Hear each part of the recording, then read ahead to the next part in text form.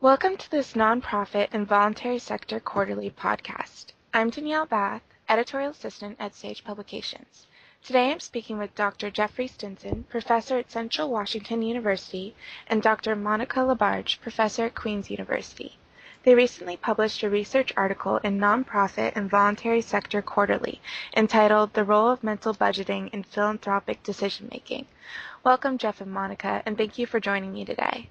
To start us off, what is your research question and how did you come to ask it?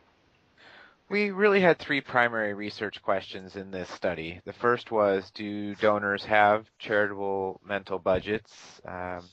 If they do have those budgets, do they confine their giving activity just to those budgets, or are they also willing to access other mental accounts to make charitable gifts as well?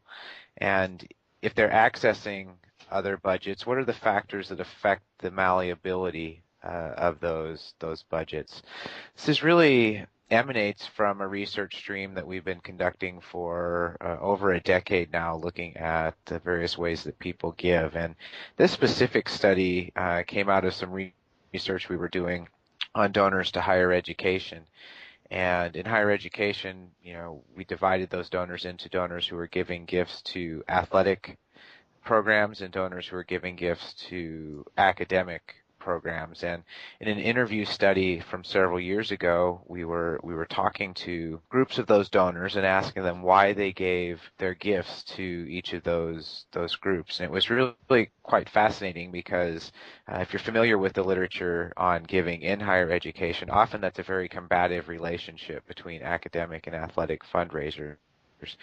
And they view themselves in competition with one another. And so one of the interview questions we asked was, what is the competition for your gift? And what was really interesting is that folks who were giving gifts to athletic programs told us that the competition, if you will, for those gifts was other discretionary or entertainment expenses. So we had folks telling us, well, we bought football tickets this year and we gave to the athletic program rather than going on a cruise. Or one gentleman was very fond of telling us that it was the boat dealer down the street that was the competition. He didn't buy a boat that year. Instead, he bought football tickets. Yet when we asked that same question to folks who were giving to academic programs, they told us that the competition was things that we would think of more traditionally as altruistic, philanthropic, nonprofit organizations. It was boys and girls clubs. It was the cancer societies, the lung association, these kinds of groups that were the competition for those academic gifts. And it really got us thinking about how donors categorize their giving and how they're actually expensing their gifts against these various accounts when they make their giving decisions. What is the background or context of your research? So taking kind of that context, we really started to look at this in light of the mental accounting literature, and it seemed that it was very applicable. And so we went back and looked at that literature that primarily talks about, mental accounting and mental budgeting in the context of normal consumption. And really we wanted to build that in because based on our previous work, we thought there's a strong application for this in the nonprofit context. So we were really marrying what we know about the fundraising literature and our research there with the mental accounting literature to see if that research would hold true in the nonprofit or in the fundraising context. And so, for example, we know that in the normal consumption context, if more mental accounts are made salient, that increases the likelihood of a purchase, it increases the magnitude of that purchase. And so, we hypothesized certainly that doing that in the nonprofit context would lead to higher perceived capacity to give and make it more likely that the donor would actually make a gift. So really it was kind of the marriage of those literatures and studies that served as the foundation for this research. Could you describe your methodology for us? As I think Jeff has alluded to, we conducted some qualitative interviews. In this case, we were looking at about 42 people. Now, as we identified over the course of the research, a lot of people will make these fundraising decisions as a couple, as a family. And so in some of those cases, some of those individuals we interviewed them as a husband and wife, for instance. What was interesting was that wasn't true across everybody, that in some cases the wife made the decisions, in some cases the husband made the decisions, in some cases it was both of the partners who made the decision. In terms of the background of the people that we interviewed, they were all existing donors. So we didn't talk to anybody who had never given, for instance. And that was something that, we heard in the review process, and we've heard from other people we talked to them as well, why don't you talk to people who haven't given, because then maybe we can figure out how to get them to start giving. And while of course we think that that's really important, that wasn't really the goal of the research here. So what we were looking at was among people who have given at least, fairly regularly, maybe not every year, but at least have given fairly regularly, what affects how much they give and how they allocate those giving resources across different organizations or within an organization. How do they give? Why do they give more or less? So it was really important to us to talk to people who could actually answer those questions. Perhaps talking to people who don't have these charitable mental budgets will be important in the future. But for this project, we were really just looking at people who had experience with giving. What were your findings? So we had 3 basic research questions. Our first one was, do donors have charitable mental budgets? And it turns out that yes, they do.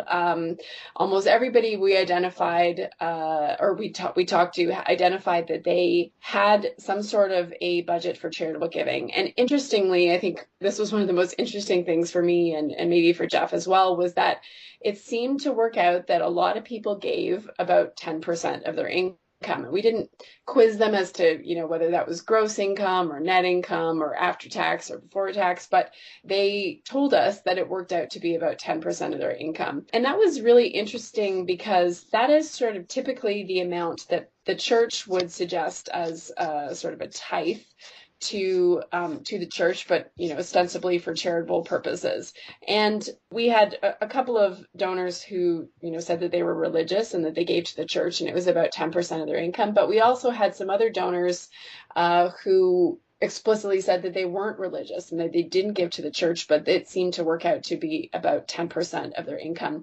We also had some donors who were not Christian, who were Jewish and Muslim, and their percentages varied, but certainly it was, very interesting to us to see that across religions that the giving was a really important part of being a member of the community. So that was our first research question, was, do donors have charitable mental budgets? And as I've already said, the answer to that was yes. Our second question was, is giving confined to charitable budgets, or are there other budgets that are accessed?